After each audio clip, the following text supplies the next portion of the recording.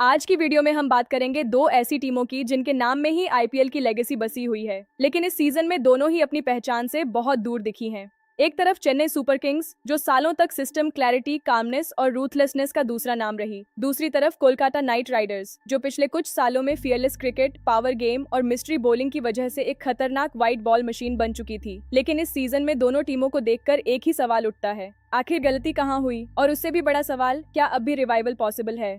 सबसे पहले Chennai super Kings की बात करते हैं। सीएसके की सबसे बड़ी समस्या मुझे सिर्फ हार नहीं लगती, उनकी सबसे बड़ी समस्या है कि यह टीम अभी तक ये तय ही नहीं कर पाई कि वह इस सीजन में बनना क्या चाहती है। क्या यह पुरानी सीएसके है जो मैच को कंट्रोल करती है, टेम्पो को समझती है, मिडिल ओवर्स में स्क्वीज करती है और एंड में गेम फिनिश करती है, या ये एक ट्रांजिशन साइड है जो लेगेसी और फ्यूचर के बीच अटकी हुई है? यही कंफ्यूजन इस सीजन में बार बार दिखा है।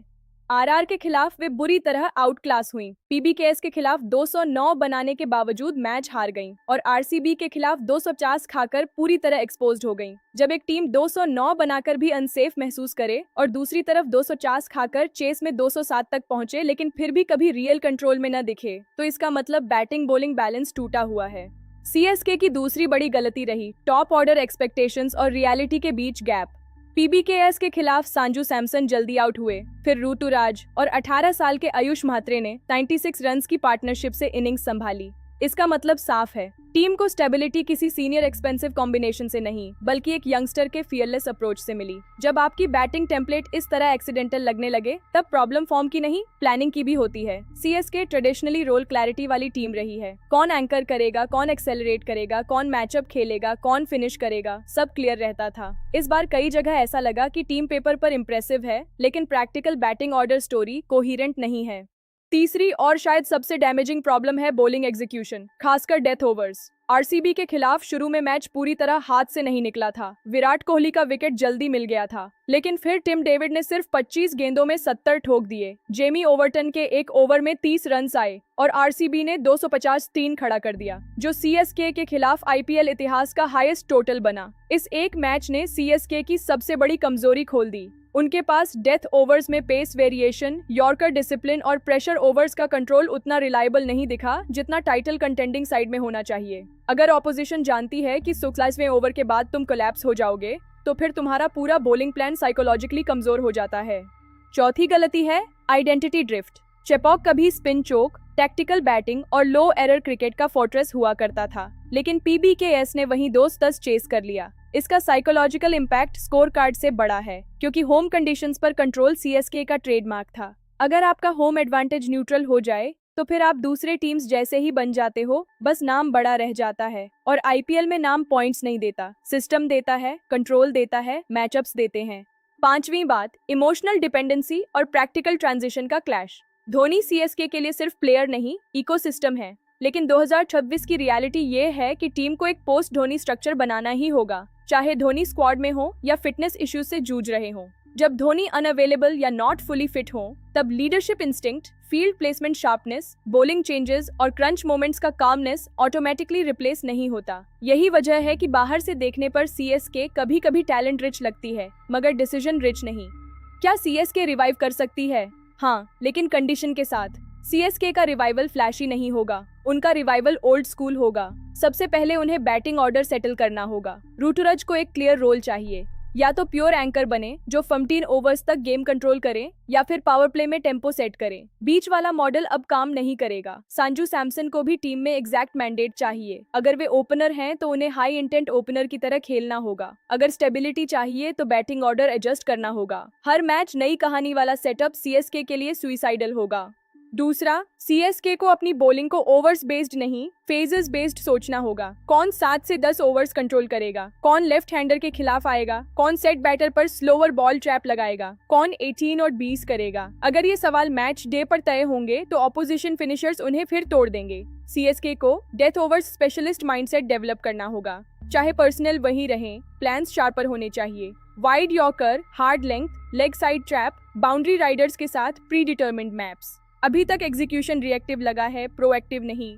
तीसरा, यंगस्टर्स को टोकन नहीं सेंट्रल रोल देना होगा। आयुष म्हात्रे जैसी इनिंग्स ने दिखा दिया कि एनर्जी और इंटेंट कहां से आ रही है। डिवॉल्ट ब्रेविस जैसे प्लेयर को अगर लिया गया है तो उन्हें हाफ रोल में मत रखो। सीएसके की पुरानी फिलॉसफी एक्सपीरियंस फर्स्ट थी, लेकिन इस सीजन के साइंस कह रहे हैं कि कंट्रोल्ड यूथ एग्रेशन ही उन्हें फिर जिंदा कर सकती। मॉडर्न T20 में सिर्फ एक्सपीरियंस काफी नहीं, प्रेशर रिलीज करने के लिए बाउंड्री प्रेशर भी चाहिए। चौथा, सीएसके को 180-190 माइंडसेट छोड़कर वेन्यू एडजस्टेड विनिंग फॉर्मूला पर लौटना होगा। हर मैच 220 का नहीं है, हर चेस बैलो एंड ओवर का नहीं है। उन्हें फिर से गेम स्लोविंग और प्रेशर लेयरिंग की कला याद करनी होगी। यही सीएसके ब्रांड था। अगर वे दूसरे टीम्स की तरह ब्लाइंडली पावर गेम खेलेंगी तो उनके पास उतनी रॉ हिटिंग डेप्थ नहीं दिखती कि वे कंसिस्टेंटली जीतें।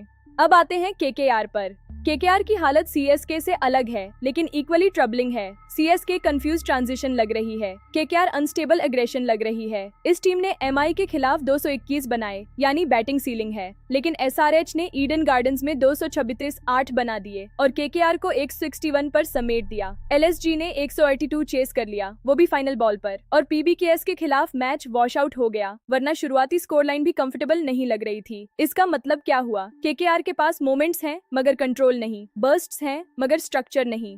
केकेआर की पहली बड़ी गलती है बॉलिंग इकोनॉमी डिजास्टर। क्रिकबज़ के प्री मैच एनालिसिस के मुताबिक एलएसजी मैच से पहले केकेआर के स्पिन नंबर्स पूरे आईपीएल 2026 में वर्स्ट थे। Economy 11.07, strike rate 48.5, boundary percentage 25.77। Seamers की इकोनॉमी भी सबसे खराब 10.83 थी, भले स्ट्राइक रेट थर्ड बेस्ट रहा हो। इसका आसान मतलब है कि विकेट्स आते भी हैं तो बहुत महंगे पड़ रहे हैं। T20 में सिर्फ विकेट्स लेना काफी नहीं, you must choke scoring too. अगर नारिन टाइप ब्रांड वाली टीम की स्पिन इकोनॉमी ही वर्स्ट हो तो समझ जाइए आइडेंटिटी का कोर ही टूट रहा है।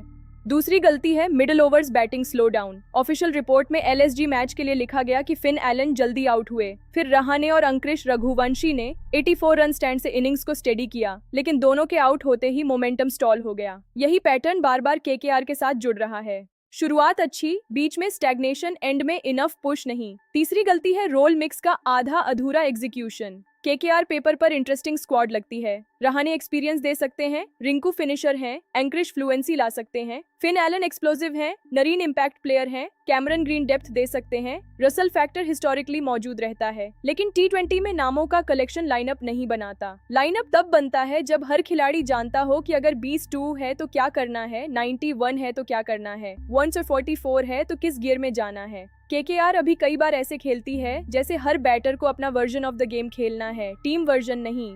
चौथी गलती कैप्टनसी और टैक्टिकल कॉन्टिन्यूटी की है। ऑफिशियल आईपीएल साइट के मुताबिक 2026 में अजिंक्या रहाने कैप्टन हैं और अभिषेक नायर कोच। यह स्ट्रक्चर दिलचस्प है, लेकिन ट्रांजिशन फेजेस में dressing room messaging razor sharp होनी चाहिए। एमआई के खिलाफ 221 डिफेंड न कर पाना, एसआरएच को पावर प्ले में 84 1 लेने देना, एलएसजी के खिलाफ विनिंग पोजीशन से गेम स्लिप करना, ये सब आइसोलेटेड फेलियर्स नहीं लगते। ये बताता है कि ऑन फील्ड एडजस्टमेंट्स उतने स्ट्रॉन्ग नहीं रहे जितने टाइटल लेवल टीम में होने चाहिए। पांचवी गलती ईडन एडवांटेज को वेपन में कन्वर्ट न कर पाना है। होम ग्राउंड पर केकेआर ट्रेडिशनली डेंजरस मानी जाती है, लेकिन एसआरएच ने वहीं 236 मार दिए, पीबीकेएस मैच वॉश आउट हो गया और एलएसजी ने वहीं 182 चेस कर लिया। यानी होम कंडीशन से इंटिमिडेशन पैदा नहीं हो रहा। ये बड़ी वार्निंग है, क्योंकि प्लेऑफ टीम्स अक्सर होम आइडेंटिटी पर पहले बिल्ड करती हैं। केकेआर को टोटल रिबिल्ड नहीं, रिकैलिब्रेशन चाहिए। फिन एलन को फुल लाइसेंस दो, रहान को स्टेबिलाइजर प्लस प्लेयर बनाओ, रिंकू को फिनिशर बनाते बनाते अंडर यूज्ड बैटर मत बनाओ। दूसरा, नरीन रसल एरा नॉस्टैल्जिया से बाहर निकलकर करंट फॉर्म पर डिसीजंस लो। तीसरा, बॉलिंग में रन कंट्रोल डिसिप्लिन लाओ। Deep square and long on सिर्फ डिफेंसिव फील्ड नहीं, प्री प्लान ट्रैप होने चाहिए। प्रोएक्टिव कैप्टनसी से मोमेंटम स्विंग्स पहचानो।